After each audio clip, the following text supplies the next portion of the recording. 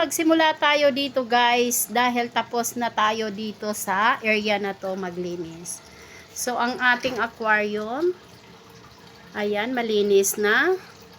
At ang ating halaman, naka-pair na sila, no? Pareho na sila ng ng kaang, no?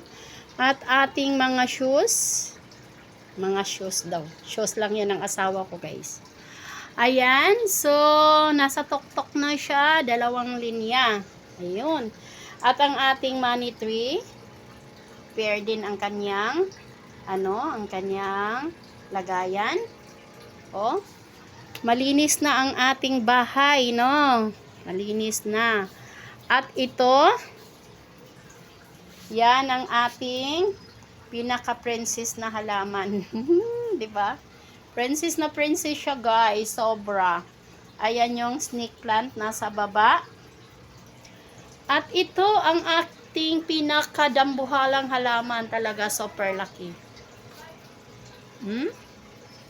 Super laki ang ating halaman, no?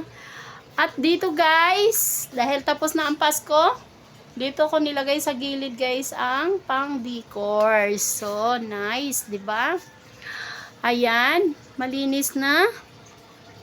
Walang hugasan. At yan. 'Di ba?